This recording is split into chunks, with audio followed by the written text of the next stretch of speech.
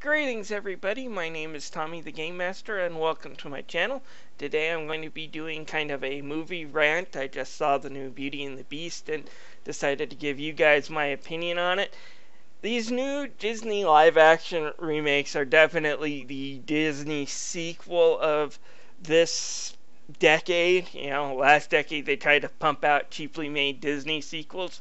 Now they're doing live action remakes. The difference is these probably aren't cheap and they are meant to be taken somewhat seriously. However, like the Disney sequels, they come off as subpar compared to the originals. This one definitely falls in the trap. As far as the other live action remakes goes, this is one of the better ones. However, more than any of the previous live action remakes, this kind of falls into the if you're not improving anything, why the hell are you remaking it category, because you get so many shots that are based off the animation but aren't as good. You get the same songs but not sung as good, and that's basically this movie. For the most part, the plot's the same. Belle's eccentric father goes the wrong way in the woods, winds up in the Beast's castle. The Beast captures him. Belle comes in, takes her father's place. The Beast has to break a curse by falling in love, so the servants try to set that up so the curse can be broken. Now, there are a few new additions. Most of the padding is boring, but there's a few new things that I liked. I like the fact that the curse that affects the staff, the time limit for them is death. The Beast will stay the Beast, but these people will become the inanimate objects they were turned into. So Lumiere will become a candlestick, and for a few seconds at the end, that's exactly what happens. I like that turn. And there's a few things at the beginning to kind of explain a few of the plot holes. If this guy who gets turned into a beast was a prince, then where the hell is his kingdom?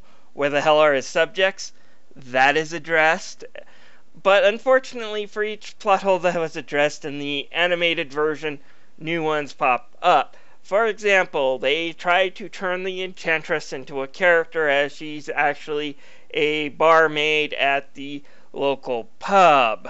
Yeah, that makes no sense and nothing comes out of it. In fact, she's in the final battle scene just kind of walking around the background, but she's not doing anything.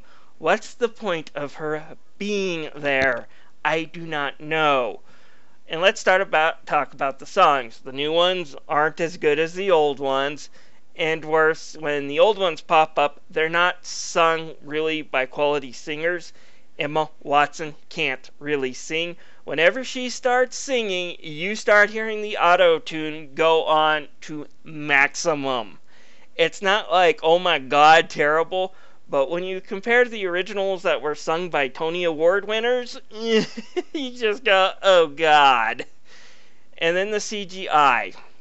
Okay, the original 2D animated ones were charming. The characters, the servants that were turned into these things, were very charming. They're very memorable. People who watch the movie will know who Cogsworth is, who Lumiere is.